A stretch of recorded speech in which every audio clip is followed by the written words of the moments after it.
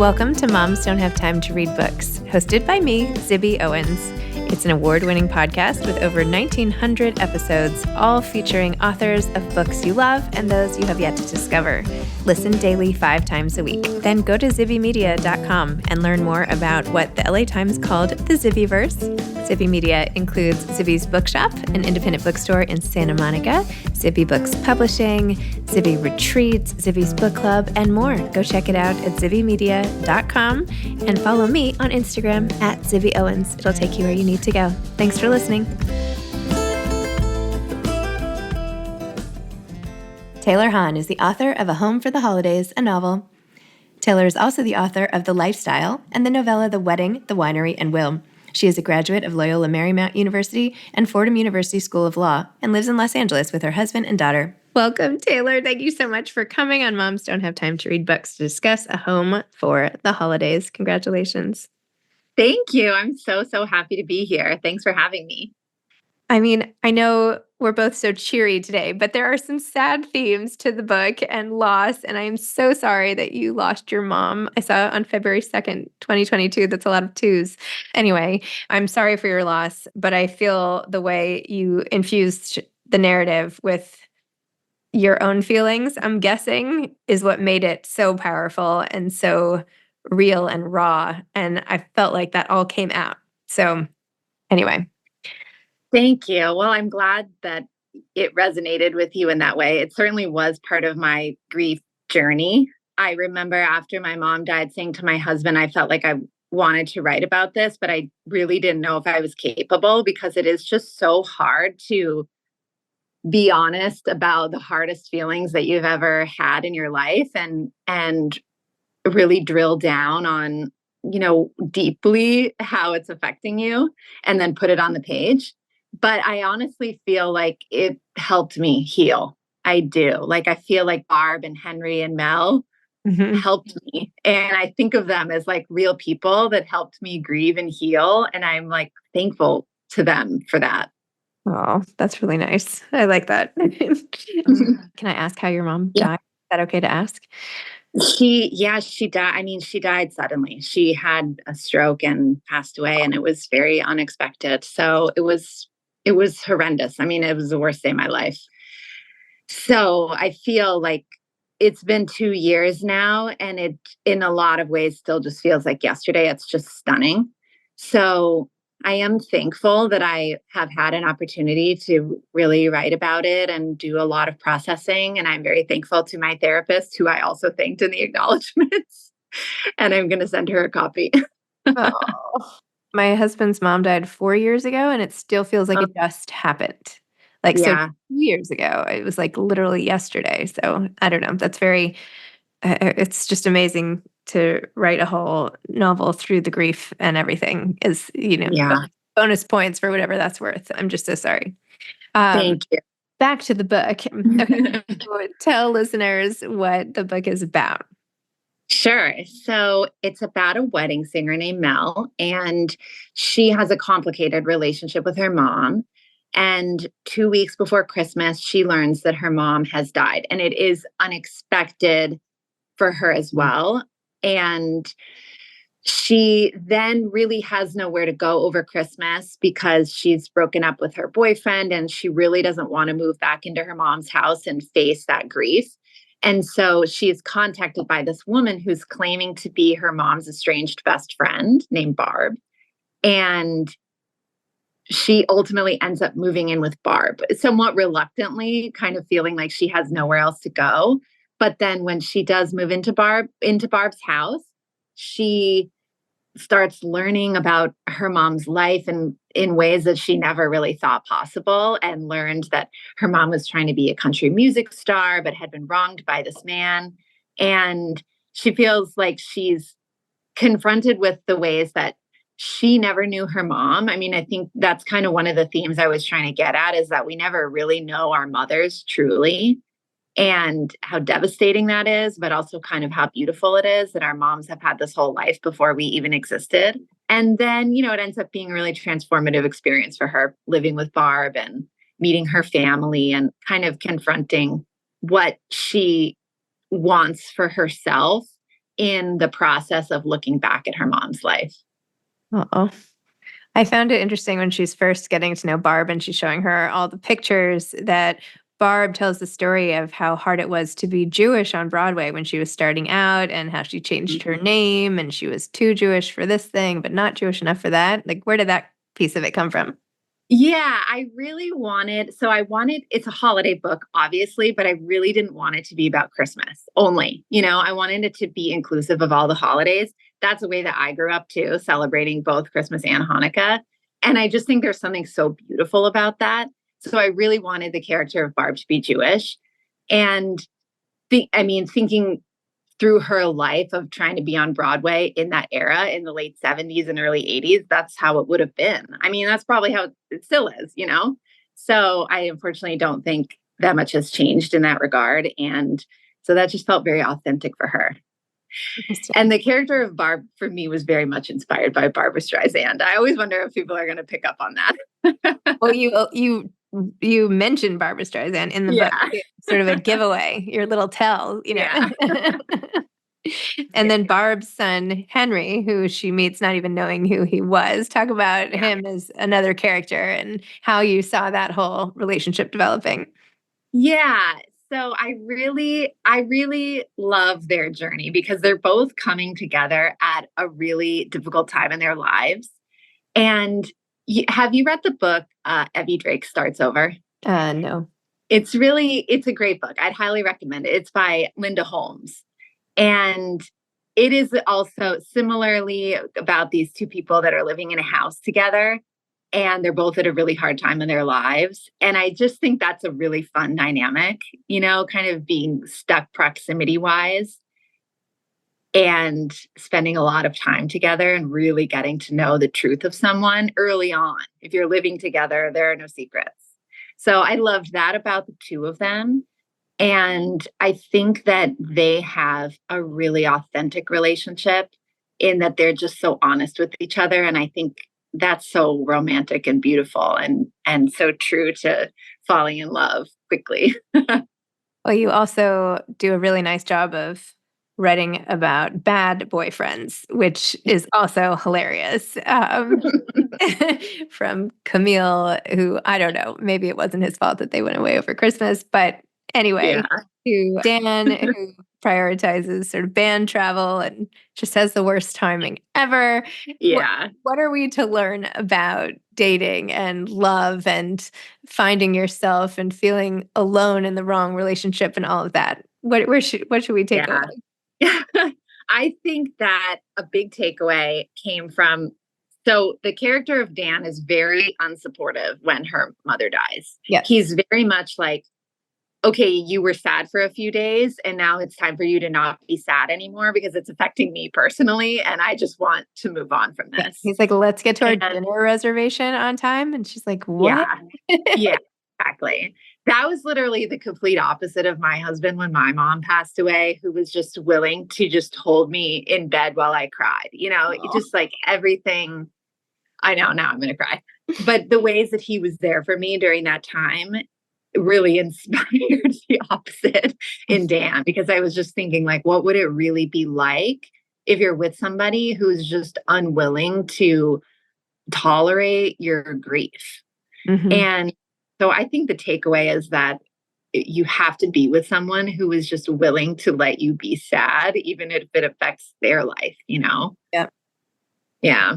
So the book was supposed to be somewhat different, right? And then it ended up in this direction. Tell me the whole story of this book. Yes. So I had wanted to write a holiday book, actually. That had kind of been in my mind because I just love the holidays. And I'm always the person who watches every single, holiday movie that comes out on Netflix. So I thought that would be super fun. And I had envisioned a story that would involve people living in a house together, and music is something that I really wanted to write about, which is a big part of the book as well, and the holidays. But I didn't really know much more than that. And it was just a little bit of a vague idea. And I had started playing around with certain things, but then my mom passed away. And that was truly at the time that I was trying to sell this novel. So I had kind of put together this outline for my agent. And then, I mean, thank God for everyone that I was working with that were, so flexible with me, because I was like, okay, it's actually about this now. And just really wrote the truth of my grief journey, and it became a much deeper novel, but still I do think it has its fun parts still. I mean, there's the country music aspect of it, and I love the 70s music aspect of it, and there's a lot of fun still, but it did become much deeper and more serious, I guess you could say. And I really wrote it not really knowing where the journey would take me, but I think what it ultimately became was really just a reimagining of this ending that I never got to have with my mom. I mean, imagine the beauty that would come from like really getting to experience your mom's life in a new way after they're gone. And so it was really, yeah, reimagining for me. Ugh. Well, the way it ends up, I kind of dare people not to cry on the last page. Like, it's just so full circle and so poignant. Oh my gosh. You can just see it like it's a scene in a movie, the whole thing. Oh, It's I'm so happy you feel that way. no, it's like, it's really, I mean, it's very powerful, very, very powerful. Did writing this make you cry? Like, did you have days where you Yeah. sat there and just cried on the keyboard? Yes, which is really an interesting experience for me. I mean, with my first book, I did not cry, but that was a very different novel about swingers. So, and with that one, I was trying to make myself laugh. But with this one, yes. I mean, there are a few scenes, I don't want to give any spoilers, but there are a couple of scenes where the emotions are just so raw and really true to my experience and the complicated grief that I had. And I really had to put myself back in that moment of just extreme grief. And so, yes, I would just cry as I was writing. And then I would wonder, how is this going to affect other people? Like, will they care? Will it resonate with them? But I do think a lot of people have cried. So I feel like it's having that effect on people. But hopefully it makes you laugh and cry. Yeah, That's my, no, it's yeah. clever too. I mean, it's Yeah. very clever. You know, page flipping and everyone has their I mean, the holidays just highlight anything going on with the family, right? The tension Yeah. or the loss or the comedy or all of it. And it just like puts an extra spotlight, like you turn an iPhone flashlight on it or something like that. Yeah. I feel like Yeah. you did that. Wait, can you back up and tell me about like when you became a writer and your first book and how you had Yeah. success with that and like when you like just give me the whole backstory. Yeah. So my first novel was called The Lifestyle, and it came out in June of 2022. And it's very different in that when I set out to write that book, I really wanted to just write something kind of fun and feminist. And it is about this woman who finds out her husband's having an affair. And so instead of divorcing him or any of the more obvious solutions, she says, all right, if you want to sleep with other people, we'll become swingers. And so they become swingers in New York, and they just embark on this crazy journey of getting to know that. And then throughout that process, they really have to take a hard look at themselves and like what they actually want in life. So that was very fun. And I think I wrote that book more for other people. I was trying to entertain. And when I wrote this one, I was really writing it more for myself and just to process everything that I had been through. Wow. Well, the gift of entertainment is not to be minimized, right? Putting out a Yeah. whole that can be what people need who are grieving. Some people want to see their reflection, their emotions reflected back, and I think others feel like they need that escape. So there you go. You have both ends Yeah. covered of the spectrum. And of course, for people who aren't grieving too, of course, but. So did you want to be a writer forever? Like, is that your first job? Like, what was your first job? What were your internships and all of that? Oh, yes. So I did want to be a writer forever, but I was always very, very scared to pursue that dream. I'm definitely a risk averse person. And so I became a lawyer. So I'm a lawyer and I'm actually still a lawyer, but I'm very lucky because I help run the pro bono program at a firm. And so I am able to write in my free time. So I still do write and practice law. But my first job was actually as a second grade teacher. So I've really run the Oh, your students must be so excited for you. Yeah, I didn't say no, but that would be really fun. Oh, one of my kids had a teacher who was also an author and thought it was like the coolest thing ever. And of course, I got the book right away, and she Yeah, would like read them chapters of upcoming things, and they thought that was so cool. So, that is really, really cool. what made you go from teacher to lawyer? Oh, good question. I think I was number one, probably just really searching to try to find myself. I did teach for America. So I taught for 2 years in Brooklyn. And then when that concluded, I was trying to ask myself what was next, and law school felt like a good fit. But again, that's me being like a very risk averse person. But honestly, I don't regret it at all. Like being a lawyer made me a better writer for sure. And I also think it made me feel like more of a capable person. Like I feel like I was challenged in really important ways and kind of felt more confident in my own capabilities, which drove me to try to write later on. Interesting. And I also, when I was living in New York practicing law, I was doing a lot of financial stuff. And so at the time, I really felt like I needed a creative outlet. And so that's when I started writing the lifestyle. Ah, Yeah. yeah. Yeah. So you lived in New York before, and now you live in LA. Is that right or Yeah. no? Yes. Yeah. Okay. Well, and what are your Yeah. views on the two? Oh, I know, sensitive subject. It's I okay. feel I miss New York so much. I spent my 20s there, and I feel like it just became a formative part of my identity. Like leaving New York felt like leaving the person who I was behind. Hmm. And now I've lived in LA for 5 years, and I'm still getting to know it. Okay. Yeah. What made you move in the first place? Well, I think getting out of New York City felt like a long-term necessity. It's just a hard place to live. Do you live in New York or you live in both? I mostly live in New York City, but Okay. Okay. I wish I spent more time in LA. But I like kind of going back and forth. I like them. I love them Yeah. both. Yeah. I think it just felt long-term, not that practical to stay there. And so my firm had an office in LA, and I'm from the West Coast. So we thought we'd give it a shot. Nice. Okay. Yeah. So didn't you say that your mom died in February of 2022? Your book came out just a couple Mhm. months later. Your So first. yeah. Oh my God. Yeah. And how did you deal Yeah. with that? It was a really incredible time of just the highest highs and the lowest lows, because in addition to that, I found out that I was pregnant 6 weeks after my mom died. Oh, So it was so indescribable, really, like having to grapple with the worst emotions and also having my dreams come true, because I'd been trying to get pregnant for 5 years and had been going through IVF. And so I was actually in the process when she died. And so I had to make the decision, am I going to just call this off because this is just too much for me right now, or keep going?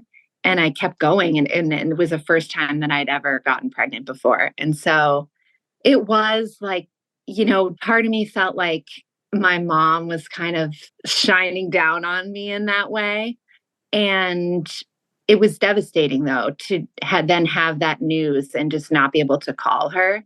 It was impossible to feel that much joy and that much grief at the same time. But I think this is kind of evident in the book as well, that I do feel like I've come to the conclusion that life is about holding all the pain and all the joy at the same time, and being able to feel both things at once and know that both of them are valid, at the same time, that you can feel that much pain and that much joy together. oh. And then my book came out, and I'm from Phoenix, and that's where she lived. And we had this big event, and to not have her there was unbelievable. So I invited all of her friends. So that was really fun. They all came out to support. Oh my gosh. Are you working on a new book now? I am, but I'm also trying to enjoy the process of this one coming out. I feel like there's this kind of incentive as an author to just think like, I have to keep writing. What am I going to do next? What's my next book? And I started to do that. And I'm trying to write something that is different. Again, I feel like all my books are going to be different. This one is more of a political romantic drama. Like I told my agent, it's going to be like Scandal. Ooh. So I'm excited about it, but I'm also trying to not rush it. I really just want to enjoy this time of A Home for the Holidays coming out. Good for you. Yeah. Do you have plans? I know this is like 100 years away. I mean, not really, but several months. Have you thought about your plans for the holidays or how you're going to get through them? Is that a happy time or a sad time or? I think it's a very happy time now that I have my baby, because it's just so fun to celebrate with her. And she doesn't really get it yet, but I'm excited for her to start to enjoy that process. Oh, that'll be great. Well, congratulations, your baby. Thank you. You have a lot going on. It's awesome. Yeah. In your spare time, what do you like to read? Oh my gosh. Well, I'm about to start Sandwich by Catherine Newman, who I've fallen in love with her because of all of her amazing articles on Cup of Joe. Interviews with Joanna Goddard. So I'm really excited about that.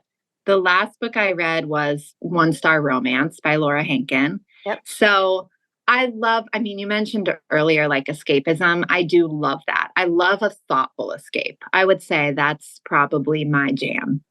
Love that, a thoughtful escape. Maybe yeah. For the retreats that we do. Oh, right? Yeah. Thoughtful I love escape. That. Yeah. I don't know. We'll see. Amazing. Well, what's the thing you're most looking forward to about this book coming out?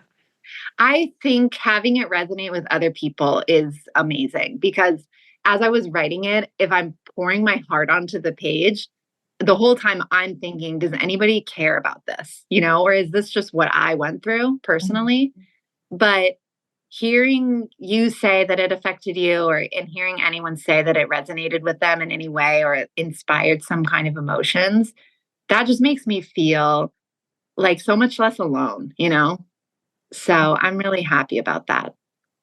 It is impossible to read without feeling emotions. This book, honestly, you take us right there. We're right. I mean, it's very moving. It's very moving. Oh, thank you. I'm so glad you feel that way. Well, thank you, Taylor. This was really fun. Thank you. Fun, and I mean, fun's the wrong word, but it was really, I don't know, great. I don't know. I had a great time, even though we talked about hard things. So thank you for the holidays, and congratulations. And I'll be following along. Can't wait. Thank you. Thanks for having me, and great to meet you. Great to meet you too. Bye. Good to see you in LA. Bye. Bye-bye. Thanks for listening to Moms Don't Have Time to Read Books. If you love it, please leave a review and follow us on social @Zibby Owens and @Zibby Readers.